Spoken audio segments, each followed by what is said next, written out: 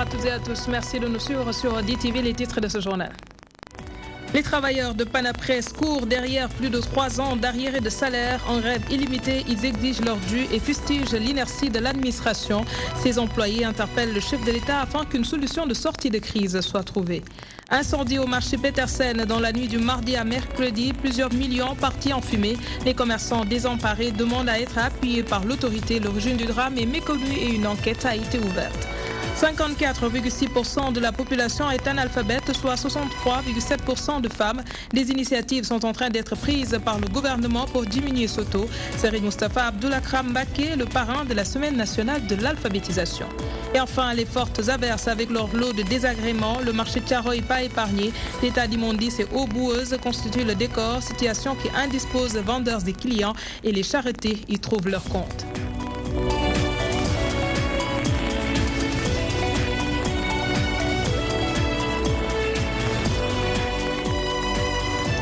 La révocation de Khalifa Sall est une injustice, un coup de force, analyse faite par les avocats de l'ex-maire de Dakar.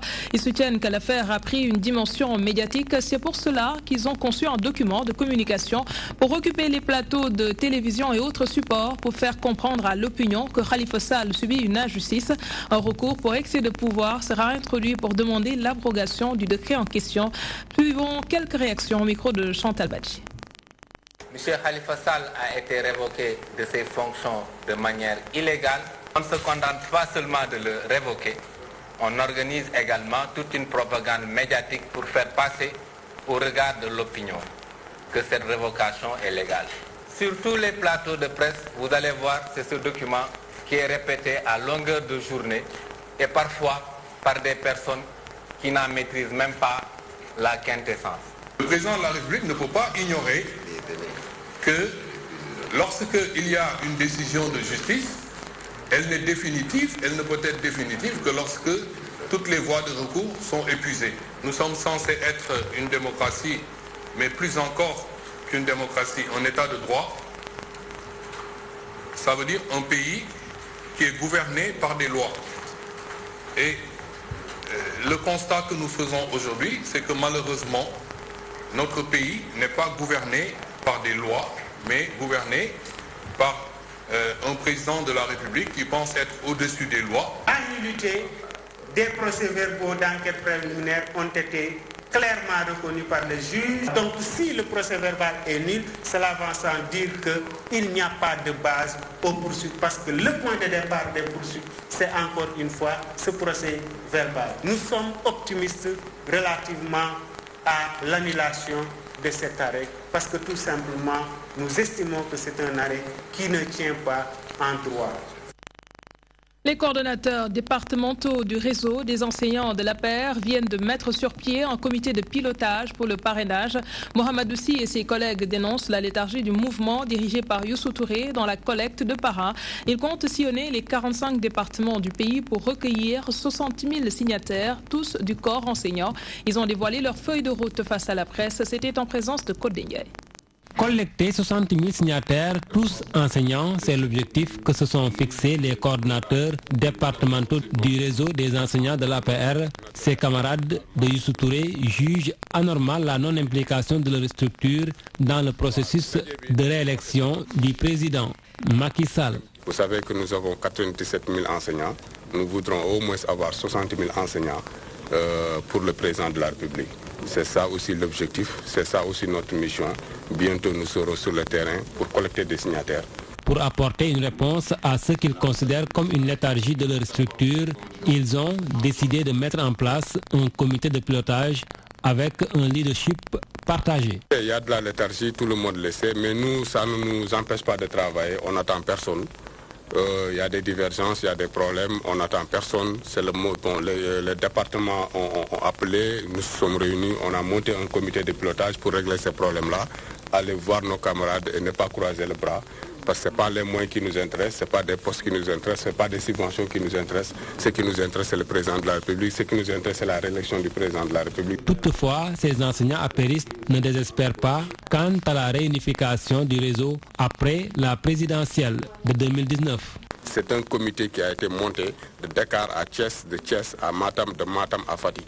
voilà, on va aller sillonner le Sénégal, voir les enseignants et les parler, et aussi les écouter et revenir voir le président pour lui informer.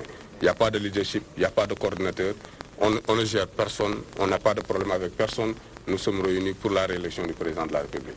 Mohamed Sy et ses camarades comptent sillonner les 45 départements pour convaincre leurs collègues à porter leur choix sur le candidat Macky Sall.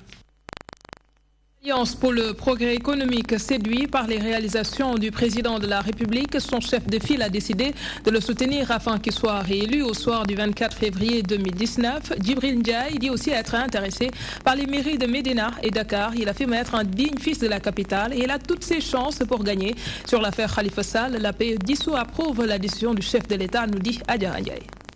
L'Alliance pour le progrès économique soutient foncièrement le chef de l'État Macky Sall. Selon son président, le parti partage les mêmes convictions que la majorité présidentielle. Notre choix s'explique par le fait que nos partis partagent les mêmes idéologies et des points de convergence dans divers domaines de gestion des affaires de la cité. Notre parti, conscient aussi que nous devons aujourd'hui relever des défis, accepter de répondre favorablement aux appels pressants des militants, des sympathisants en particulier, et de la population en général. Son objectif à moyen terme est de déboulonner les mairies de la Médina et de Dakar, définitivement les maires des édiles actuels. D'alors, Zatil avait dit qu'il n'accepterait jamais d'être ligoté, pieds et liés, livré à M. Ousmane Tanor Dieng. Et maintenant, en 2014, le parti, j'ai pris mes décisions, mes responsabilités pour quitter le parti Alliance démocratique Pencho, avec mes camarades qui étaient aussi et qui m'ont suivi de à l'Alliance démocratique Pencho.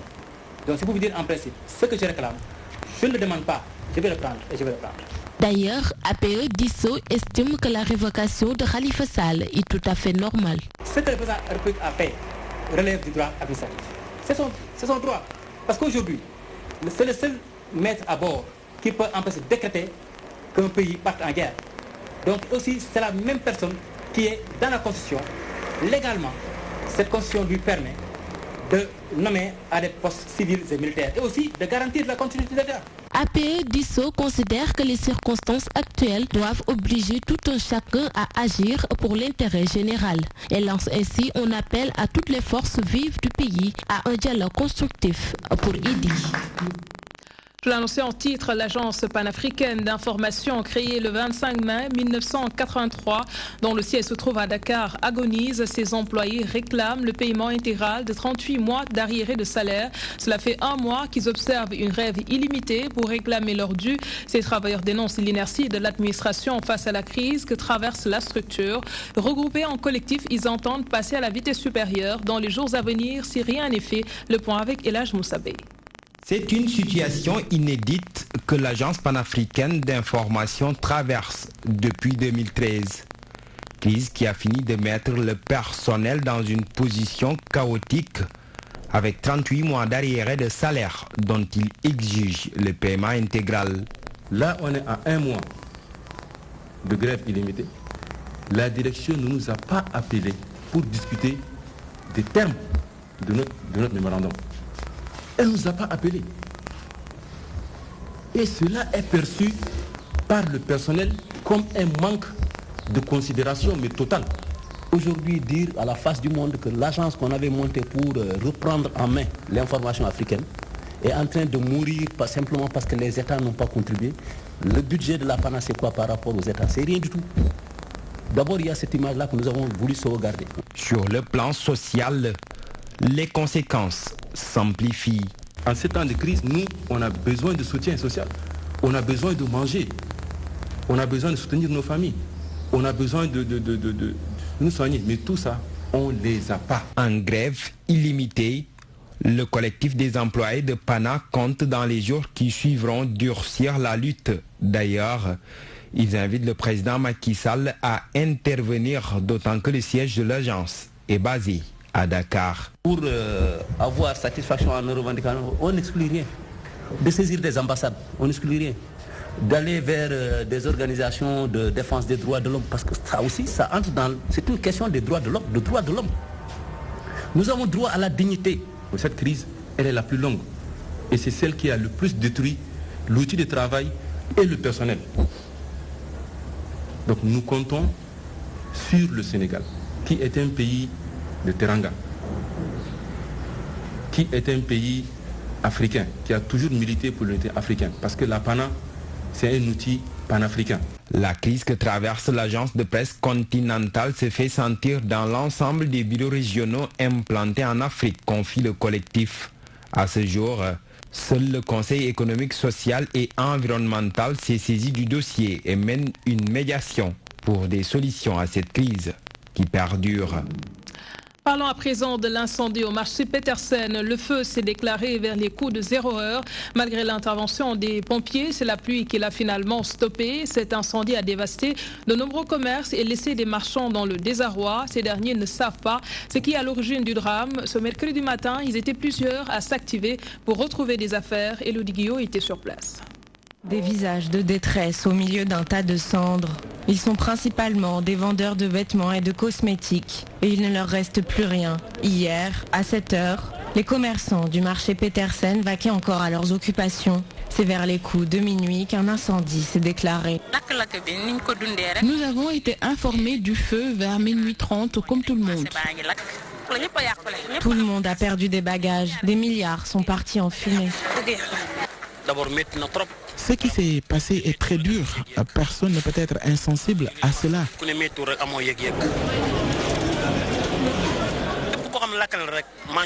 Je connais toutes les victimes de l'incendie. Nous avons beaucoup de choses en commun. Je connais les délégués du marché qui ont perdu leur boutique.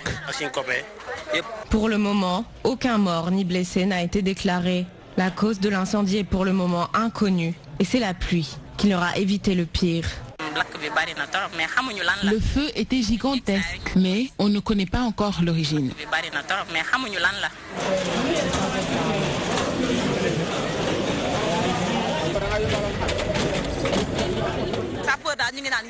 On a entendu dire que les sapeurs-pompiers sont arrivés un peu tard. Nous sommes des pères et des mères de famille, des soutiens de famille. Nous lançons un appel à toutes les autorités. Aidez-nous. Ce qui s'est passé est horrible. Si certains commerçants lancent un appel aux autorités, d'autres en revanche n'attendent rien d'eux et disent s'en remettre à Dieu. Une enquête autour de l'incendie devrait s'ouvrir. Saviez-vous qu'au Sénégal, 54,6% de la population est analphabète, soit 63,7% de femmes, ce qui a des conséquences néfastes sur l'économie du pays. Les autorités étatiques veulent diminuer ce taux d'analphabète à travers différentes initiatives. Et cette année, Mbacké va abriter le lancement de la Semaine nationale de l'alphabétisation. Pour cette 43e édition, Serigne Moustapha Abdoulakram Mbacké a été choisi comme parrain. Mansour Sow nous en dit plus. Selon l'Agence nationale de la statistique et de la démographie au Sénégal, 54,6% de la population est analphabète, dont 63,7% de femmes. Une situation qui impacte considérablement sur l'essor économique du pays. Mbacké, dans la région du Diourbel, a été choisi pour le lancement de la Semaine nationale de l'alphabétisation. Mbacké est une zone de formation. Il y a beaucoup de dara, il y a beaucoup d'écoles coraniques. Donc, c'est un milieu d'apprentissage, de développement des compétences au niveau des enfants. Donc, ce n'est pas fortuit que nous avons choisi Mbacké, qui est dans la région de Diourbel, qui est la région de Serigne Touba. La région de Diourbel est l'une des régions où le taux d'analphabétisme est le plus élevé au Sénégal. Je crois que ça aussi c'est une raison importante qui a présidé au choix de Mbacké. Et la raison elle est très simple, ça vous la connaissez également très bien, c'est qu'il y a une certaine réticence de ces populations, surtout des marabouts, envers l'école française. À la place donc d'une journée comme instaurée par l'UNESCO depuis 1966, le Sénégal a préféré l'étendre sur une semaine. Ce qui montre d'ailleurs la place de l'alphabétisation et des langues nationales dans les politiques publiques. Et pour cette 43e édition, Serigne Moustapha Mbacké Abdoul Karam Mbacké sera fêté. C'est quelqu'un qui a beaucoup fait pour l'éradication de l'analphabétisme, qui a beaucoup œuvré pour la prise en charge des enfants hors système et même dans le système. Il a été décoré plusieurs fois par les présidents qui se sont succédés au niveau de la République du Sénégal. Aujourd'hui, plus de 2272 enfants hors système ont été réintégrés. Une politique qui vient ainsi corroborer les initiatives de l'État du Sénégal en matière d'alphabétisation et de promotion des langues nationales. Le Haut Conseil du dialogue social, les syndicats d'enseignants et le gouvernement sont en conclave pour trouver des solutions aux perturbations du système éducatif. Cette session pré-rentrée vise à contribuer à la pacification du secteur public de l'éducation et de la formation. Des recommandations seront formulées pour la mise en œuvre des accords et le renforcement des capacités des acteurs. Mais pour les syndicalistes, il faut impérativement que l'État respecte ses engagements. Nous rejoignons Mamadou Diop. Des accords signés entre le gouvernement et les syndicats d'enseignants, c'est ce que réclame le secrétaire général du SAEMS. Sourou Sène trouve inadmissible l'inertie ou le mutisme de l'État face à ces accords. Je prends le cas des passerelles professionnelles. Aujourd'hui, le concours a été organisé, c'est vrai, mais quel concours? Sur des milliers d'enseignants, au finish, on nous dit que le total des enseignants à prendre, c'est 67. C'est inacceptable. La question de la fiscalité tient énormément à cœur les syndicalistes. C'est pourquoi il invite le directeur des impôts et domaines à se prononcer sur la question.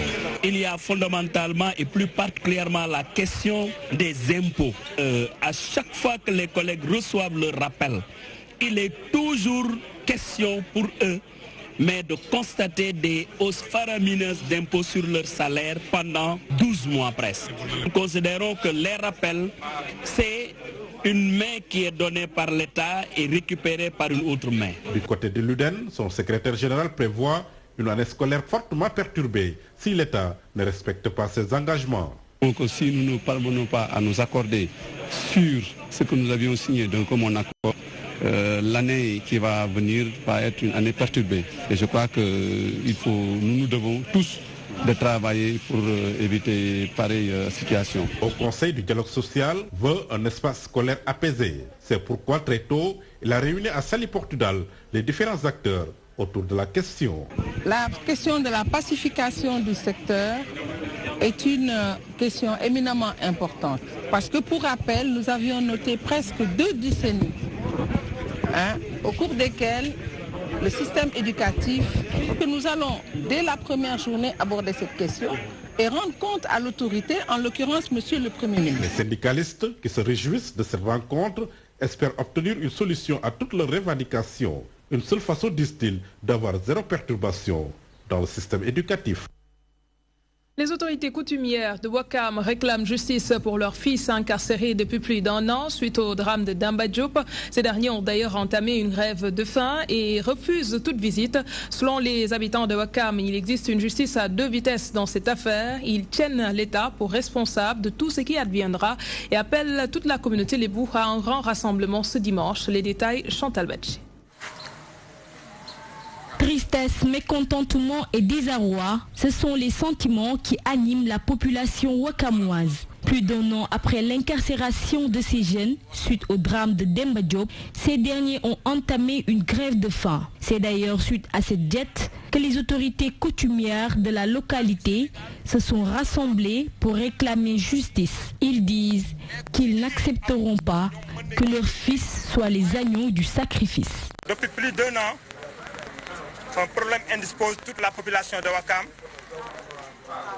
Nos frères, nos enfants sont incarcérés depuis plus d'1 an en Rebeuss. Nous avons respecté l'état de droit depuis. Il se trouve que depuis vendredi, les gosses ont refusé toute visite venant de Ouakam. Et aujourd'hui même, ces mêmes détenus ont commencé la grève de la faim. Et nous en appelons à la responsabilité de l'État du Sénégal. Les Wakamois mettent en garde l'État du Sénégal et exigent un jugement équitable pour la stabilité du pays. C'est des innocents qui sont en prison. Je le dis, c'est des innocents. Et cette fois-ci, nous, population wakamoise, nous appelons toute la communauté lébou à se joindre à nous le dimanche. Nous avons des plans d'action à mener. Certes, depuis, on n'a pas entendu Ouakam, mais trop c'est trop.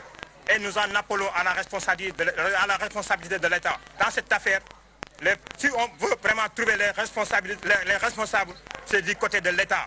Justice pour les 10 jeunes de Ouakam arrêtés après le drame du 15 juillet 2017. La population ouakamoise appelle toute la communauté lébou de Dakar à un rassemblement ce dimanche. Ils précisent qu'ils se battront contre vents et marées pour que justice soit faite. Nous changeons de registre. Les pluies de ces derniers jours ont inondé certains axes et créé beaucoup de désagréments dans plusieurs localités. Au marché Tiaroy d'État d'Imondis et Obuz accueillent les visiteurs. À cela s'ajoute une odeur indispose vendeurs et clients, ce qui fait l'affaire des charretiers. Daïfa Timlo a fait un tour au marché Tiaroy. Regardez. Une odeur nauséabonde, du sable et des ordures mélangées à l'eau de pluie qui donne naissance à une boue noirâtre, de l'eau de pluie stagnante. C'est le décor qui vous accueille à l'entrée du marché de Tiaroy. Après chaque pluie, ces ménagères sont obligées d'emprunter les ruelles insalubres du marché. Après la pluie ici, c'est le bordel. L'eau stagne ici, quoi. Ça devient sincèrement sale, quoi. Quand il pleut, on est obligé de marcher dans l'eau. Vous voyez, le marché est très sale. Les ruelles sont remplies de boue noirâtre. Même quand le ciel s'assombrit, il y a de l'eau. Une situation qui handicape ces vendeurs. Ils sont obligés de trouver d'autres moyens pour écouler leurs marchandises. Après une pluie, le lendemain, nous trouvons nos étals remplis d'eau mélangée d'ordures et cela nous empêche de travailler. C'est trop sale, il y a trop d'eau. On est obligé d'aller à l'entrée du marché pour trouver des clients. Vous voyez, il y a trop d'eau. Nous sommes obligés de cotiser entre nous pour payer des charretiers qui nous amènent du sable et des cailloux. Et puis, on est obligé de débourser 1500 chacune. Le malheur des uns fait le bonheur des autres. Ces charretiers se frottent les mains puisqu'avec 200 francs, ils font entrer la clientèle à l'intérieur du marché. On reçoit 200 francs pour les faire entrer à l'intérieur du marché. Alhamdoulilah, on se frotte les mains, mais nous déplorons cette situation. Le marché Tiaroy est un grand marché où se rencontrent mécaniciens, vendeurs de tissus, de légumes, chauffeurs de clando pour ne citer que cela. Seulement après une pluie, il faudrait s'armer d'un sachet plastique autour des pieds ou un sachet d'eau pour les rincer au sortir du marché. Peu importe les précautions prises, l'on est obligé de marcher sur la boue.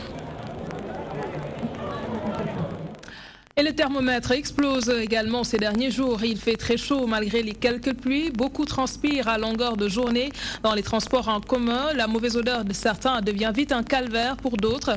D'aucuns confient qu'il leur arrive de descendre du bus avant d'atteindre leur lieu de destination. Et pourtant, toutes les personnes interpellées par notre reporter soutiennent que l'hygiène corporelle est importante pour ne pas gêner son prochain. Un sujet de Adja Raniaï. Beaucoup de personnes transpirent en cette période de chaleur. Il fait extrêmement chaud. Chacun doit pouvoir s'adapter pour ne pas gêner son voisin. C'est du moins l'avis de ce monsieur. Il faut tout simplement savoir comment s'adapter avec les saisons. C'est bien de se laver souvent pour ne pas gêner autrui. Ces jeunes indiquent qu'ils vivent le calvaire dans le bus de transport en commun. C'est très difficile à supporter, surtout dans les transports en commun. Nous les filles, nous transpirons beaucoup. Alors pour éviter d'avoir une mauvaise odeur, nous mettons souvent des déodorants. En cette période de chaleur, nous transpirons beaucoup. À cause de cela, certains dégagent une mauvaise odeur et c'est vraiment dérangeant. Cela peut même engendrer des maladies. Mais il y a des personnes qui ont des odeurs innées. Je pense que chacun doit avoir l'habitude de prendre soin de son corps. Selon cette dame, il est bon de prendre soin de son corps, surtout en cette période de chaleur. Quand vous vous lavez le matin, il faut vous frotter 3 fois avec du savon. Après le bain, mettre de l'encens pour que la bonne odeur dure toute la journée. Vous les jeunes filles, vous avez l'habitude de mettre du parfum tout le temps sur le corps. C'est pas bon pour la peau. Il faut le mettre sur les habits. C'est mieux.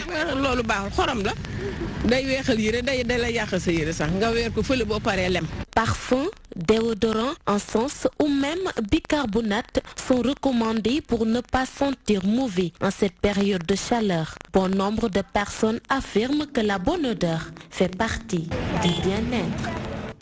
Avec cette forte canicule, les femmes changent de coupe de cheveux, elles adaptent leur coiffure au temps qu'il fait, les tresses sont très en vogue et les petites têtes aussi. D'autres préfèrent les perruques. Selon ces femmes, elles sont plus pratiques, mais chacune avec ses préférences et son style. L'essentiel selon elles est d'être bien avec sa coupe, n'est-ce pas, Lena Tchoul? Chaleur oblige, les dames et les jeunes filles sont contraintes de changer leur routine capillaire pour être plus à l'aise. Les tissages et les longues mèches sont remplacés par les tresses américaines ou tout simplement les renversées. Les dégradés ou les tresses simples, ce sont les coiffures les plus adéquates en temps de chaleur. Sinon, les autres, elles sont dérangeantes.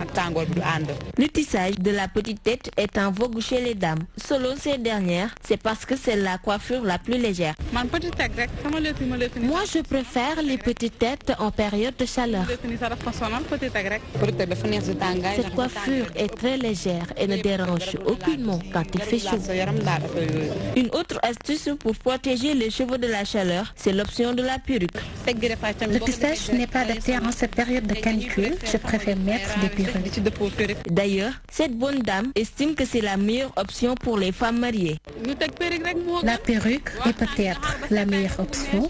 Je préfère attendre l'hiver pour me faire des mèches. Surtout pour les mariés, elle est plus pratique. Il peut s'avérer très difficile de trouver des idées de coiffure adéquates quand le mercure augmente. Certaines préfèrent même se raser les cheveux et ainsi avoir la nuque complètement dégagée. Et c'est tout pour ce soir. Merci de nous avoir suivis. Merci à l'équipe technique. Dans un instant, le journal avec BBC Afrique. Passez d'excellents moments en compagnie de nos programmes.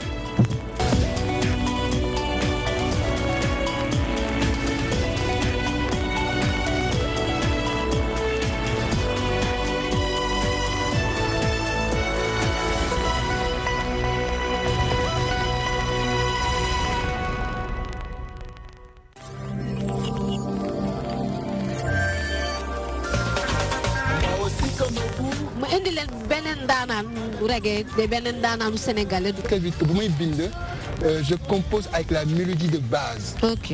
Un texte poétique. Je suis obligé parce que j'ai compris très vite que les mots avaient un son. Okay. Chaque mot. Ça dépend du contexte du texte. Il y a une tournure ou bien une gamme. Artiste l'a invité. Voilà. Donc, même si nous sommes ci Akhirul Zaman, nous devons de telle sorte qu'on doit être mieux que des anges. Si je vais directement, faire mieux que des anges. Pas de me ressembler ou bien faire pareil. Mieux parce que y a le moment de ange bobo. Le moment de Iblis bagne. Ben nous nous d'ailleurs d'une nation